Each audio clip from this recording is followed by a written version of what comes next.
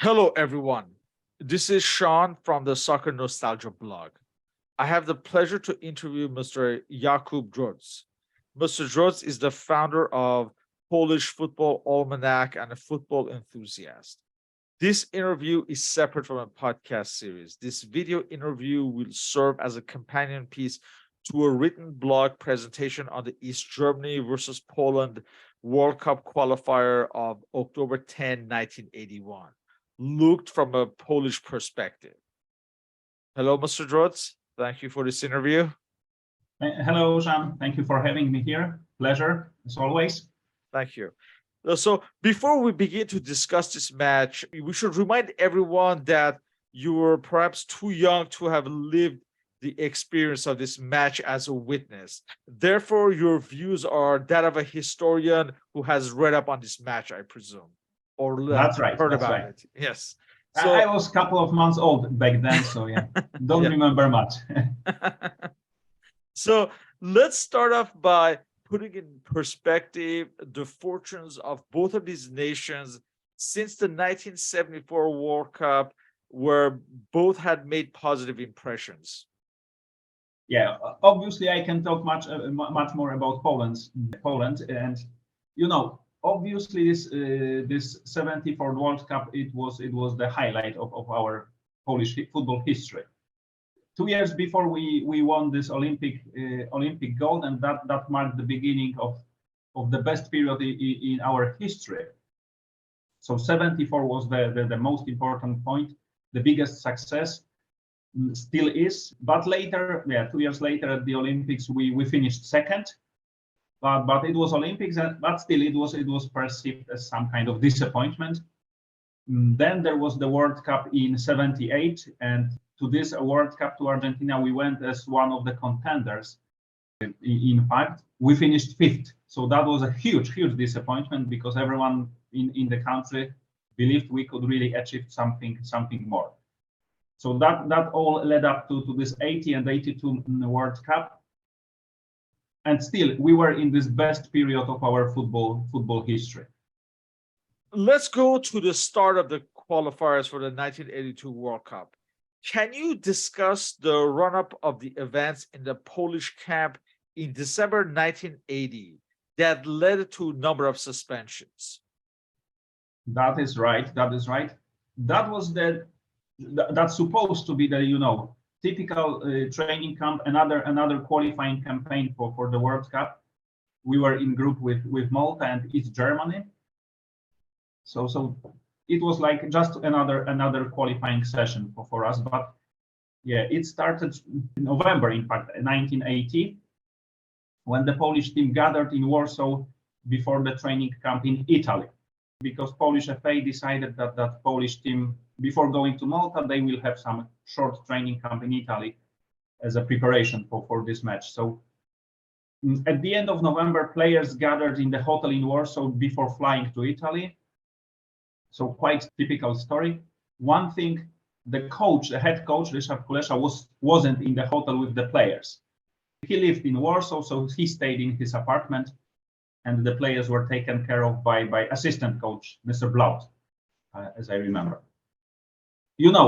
Bread and butter of that time, players wanted to have some party before the fly, so they decided to have a drink or two, at least some of them. As it turned out, one of the players, our goalkeeper, Józef Młynarczyk, he came back to the hotel early morning hours. Now, of course, his condition wasn't very good at that time. And, there was some confusion what to do with him at 7 in the morning in a hotel, quite drunk. So the assistant coach, who was responsible for the team in the hotel, he decided to leave him in the hotel room, because he just supposedly he was not able to go. So he's supposed to stay in the hotel. Players had some different opinion about this, and one of his teammates, Stanisław Terlecki, he decided to take him to the airport by his own car. In the end, Młynarczyk with the rest of the team, he appeared at the airport. And there at the airport where the whole story begins, in fact. Because the coach who was present at the airport, coach Mr. Kulesza, he knew what is happening. He saw what is happening, what's going on. So he had a big dilemma what to do with this player, with this, let's say, still drunk player. He didn't know. His first reaction was to totally cut off the player from the team, to leave him at home and fly without him. And now we have two versions of events. What was happening next? The first version says that the other players, most notably Władysław Żmuda, Zbigniew Boniek, and Stanisław Terlecki, they stood up for Młynarczyk. And the first version says that they threatened even the coach that if he wouldn't take the goalkeeper, they didn't go. Or if he didn't take the players, they wouldn't go with the team to Italy. That's the first version. Second version says that this version appeared a little bit later, that the players just kindly asked coach to reconsider his position and take Młynarczyk with them. We don't know what is the truth still now, but in the end, the coach decided to take Młynarczyk on board to plane and fly him with him to Italy. Probably that decision later cost him his job. But in the end, the players, all the team went to Italy for the training camp. That was a good beginning. Later, it turned out after a few days in Italy, interesting story, the president of Polish FA by himself flew to Italy and took these 4 players, which now are called Gang of 4, back to Poland for some kind of suspensions and trial even of these 4 rebels. So that was the beginning of the campaign, of this qualifying campaign. That was the run-up of the events leading to the match with Malta and then East Germany. And in fact, the players were suspended. I believe Boniek and Terlecki were suspended for 1 year. Młynarczyk and Żmuda were suspended for like 8 months. In addition, I think Młynarczyk was also suspended from the national team for like 2 years. Now let's go back to Zbigniew Boniek. Can you paint a picture of his status in Polish football at this point? Yeah. In the 80s, at the beginning of the 80s, in the 80s, during this qualifiers, he was already established Polish international player, focal point in the team, probably the biggest star at that time of the Polish team. He made his debut for national team in '76, I believe. He was a member of the World Cup team in '78. He even scored 2 goals there. So he was already a big star of Poland and his club Widzew at that time. His international fame, in fact, came during and after this World Cup in '82. So he was voted the 3rd player of the year by France Football. He signed for the Juventus after the World Cup. So his international career started really during and after the World Cup. During this period of qualifiers, he was a big player on our team. What's interesting, he wasn't the captain of the team, although quite a big experience. But there was a saying that, he's this kind of person, this kind of player. He doesn't need an armband to be a leader, to lead the team on and off the pitch. Do you know, like you mentioned, the Polish manager, Richard Kulesza, was dismissed by the federation in the aftermath of this scandal, even though it was the players who were at fault. Why did he lose his job? What was he blamed for? Yeah, as I mentioned before, at the beginning of the whole incident, he was, we can say, against the players. He wanted to be adamant to leave them at home, don't use them. After this discussion, negotiations with players, he decided to take them to be on their side, in fact. And from now on, he took all responsibility on himself. So he was defending his players during this whole story. As I mentioned before, this decision to take Młynarczyk to Italy was maybe the first decision which led to his dismissal. Later, during these hearings, during this trial, as they call it, he stood still for the players, and he believed that these suspensions, these fines were just too harsh. In fact, official version says that he resigned himself from the job. of course, maybe he was somehow pressed to do this, but yeah, he resigned because, and the main reason for this is that he believed that this fines suspensions were unfair and too harsh for the players. And what was the public reaction at home following these suspensions? Yeah, players were public enemies after that. It was difficult time in Poland, communist times in our country. So the situation, general economic situation in the country was bad.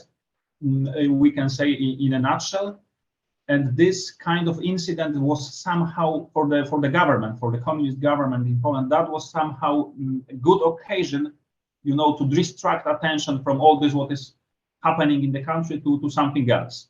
So they blew up this whole story to quite a big size. And yeah, the players were like easy victims and easy enemies for the public back then. Yeah. One of the players even admitted that he was afraid to go out to the street because he was afraid that maybe people will attack him or do something to him.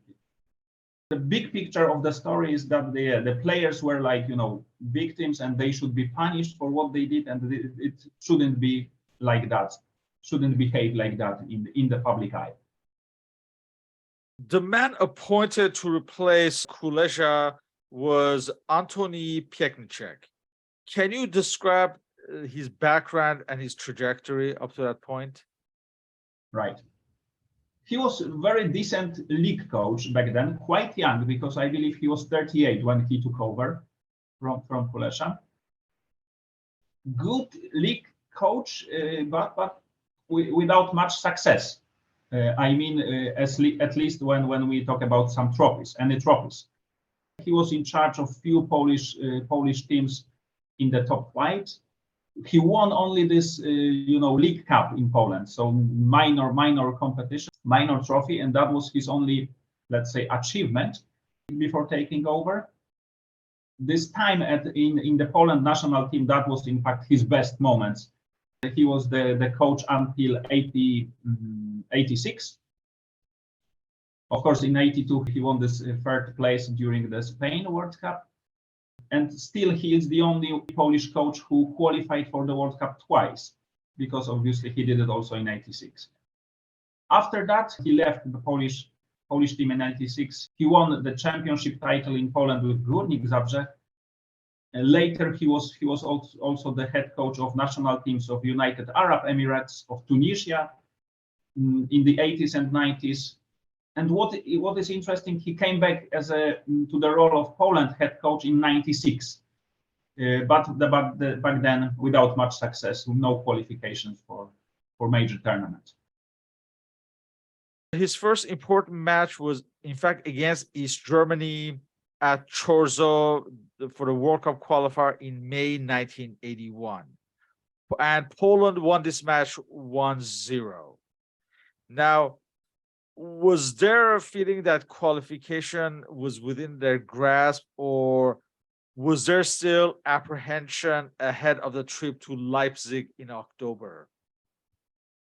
Yeah, of course. I believe the qualification was really up for grabs, but still there was some apprehension before going to Leipzig, and it was not because of the quality of the Polish team or the quality of the Polish player.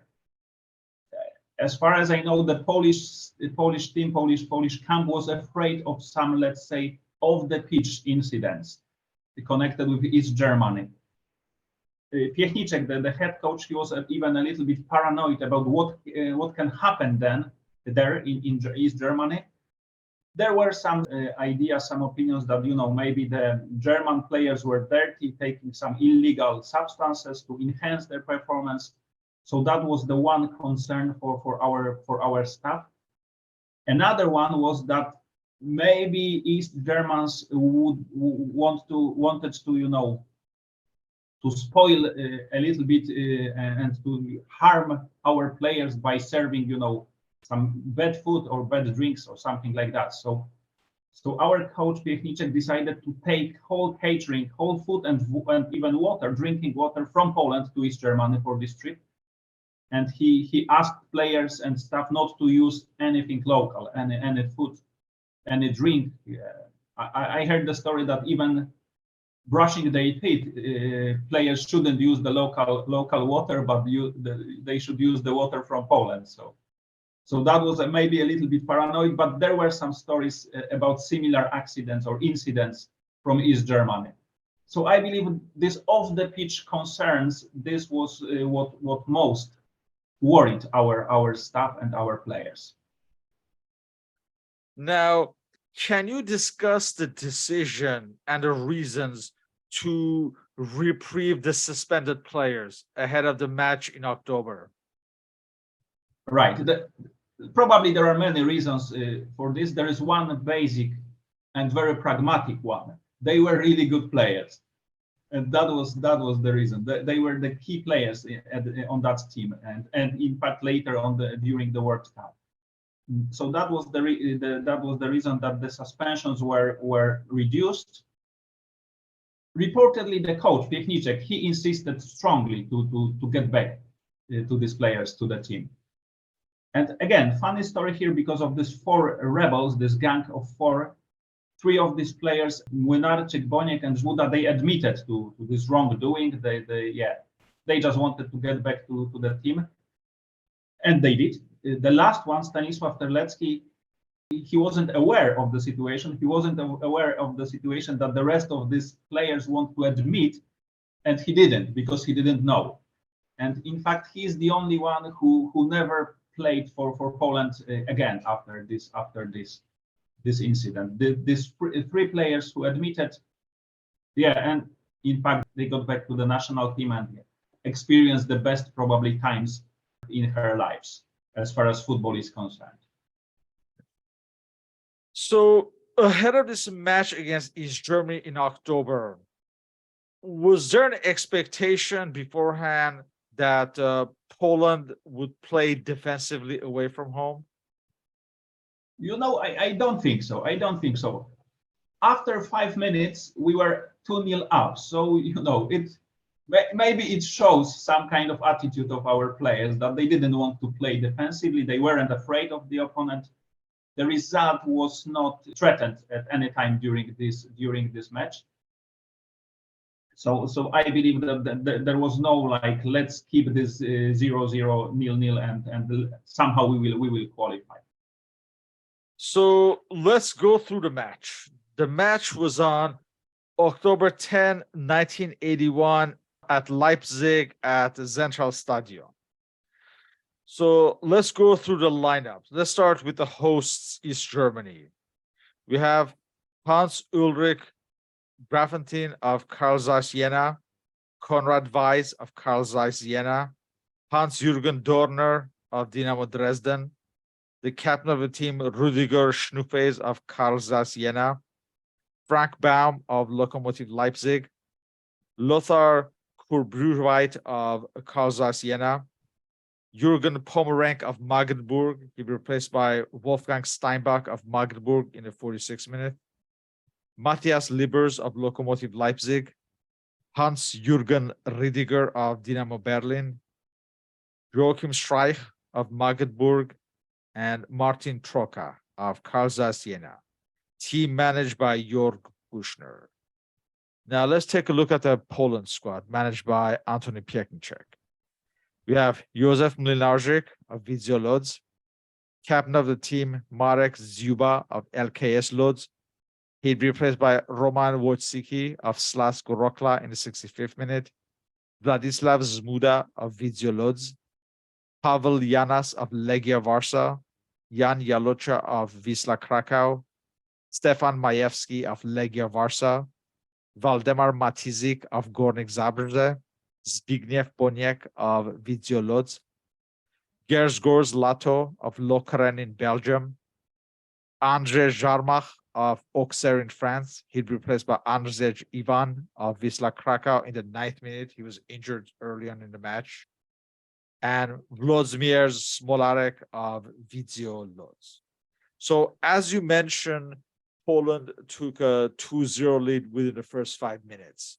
So in the 2nd minute, Matisse crossed from the right side, and Jarmach headed it in. And just a few minutes later, in the 5th minute, from the middle, Smolarek was sent through, and he dribbled past Grafentin. His first attempt was blocked on the line by an East German defender, but then he knocked in the rebound. So at this point, Poland looked basically home and dry for the World Cup. Obviously, East Germany would attempt to fight back in the second half, and Steinbach was sent in for Pomeranc. So in the 57th minute, Jalocha fouled Streich in the box. So East Germany were awarded a penalty kick, and Schnuffe scored from a penalty kick. But Poland bounced back just a few minutes later. In the 61st minute, Boniek sent Smolarek through on the left side, and Smolarek advanced and shot from a narrow angle to give Poland another 2-goal advantage. And again, the task was already difficult for East Germany to get back, although they did score another goal a few minutes later. In the 67th minute, Steinbach's cross from the left side was knocked in by Streich. But East Germany could not get back into the game, and Poland held on to the win. They basically qualified. Each team still had to play Malta, but that was a formality for each team. So for all intents and purposes, this was the decisive match for the group. And Correct. Poland won, and they were through. What was the public reaction in Poland after his match? Given the trajectory of his match, was there a feeling that it was self-evident that Poland would do well in the World Cup? I'm not sure it was self-evident. You know, again, it was a good result against a really good team, and good qualification session. But again, we need to look at some kind of political or economic background in the country. Not long after this match, in December 81, the government declared martial law in Poland. And somehow we were separated from rest of the Europe, rest of the world, maybe not officially, but suddenly no serious opponent wanted to play with us in these friendly matches, before the World Cup. So for the next 6-7 months before the tournament, Poland couldn't play any official football match with a real opponent. The only matches were against some clubs in form of preparation. So in fact, public opinion, maybe even the staff itself, nobody knew what can we do, what we are capable of doing in Spain. So I'm not sure if there was some kind of big hopes for the tournament. Before going to Spain, Coach Piechniczek said that he just wanted during this tournament, he just wanted to bring some joy to Polish people, to Polish homes, because of this difficult period in our country. So the expectations, I think, were quite. It was difficult to say if we can achieve anything in Spain. After 4 decades now, how is this match against East Germany viewed in the annals of Polish football history? Is it still reference, or is it a bygone memory? It is reference. In fact, it is perceived as one of the most important wins in our football history. But still, my impression is that when you mention this qualifying campaign, this match against the East Germans, the first thing that comes to mind is this airport incident, which erupted during this beginning of this qualification. So definitely the match against East Germany, this double header, is still perceived as some important vital point in Poland history, but always there will be this background from the airport, from this hotel incident. It will be always remembered like that. In closing, was this perhaps the reference point of the last great qualification match of this, let's say, 74 to 82 generation? Yeah, I believe yes. I believe yes. There were few players on the Poland team who played back in 74, 3 of them, in fact. This qualifying campaign for 82 was for many of them it was the end of this international career. And yeah, 82 and 8, this qualifying session and 82 World Cup, that was the beginning of new generation of Polish players who achieved a huge success in Spain and then qualified for the next World Cup, and that was it. That was the end of this old generation, new generation, and for the next World Cup we had to wait until 2002 when we qualified after 16 years. Yeah, it was certainly seemed like an end of an era with the likes of Lato and Jarma near the end of their career. They were no longer the potent forces they'd been in the previous decade. In fact, by the time of the World Cup, I think Jarmach was no longer a starter, even though even though he was still shining in France, in French league. Yeah, that was controversy, but he was used as a sub. Yeah. With that, I'd like to thank you for this interview, and I would urge everyone to read the main blog article for more detail. The link is included in the video upload description, along with our respective contact information. And I hope to continue more conversations about Polish football history in the future with you. Thank you again. Thank you.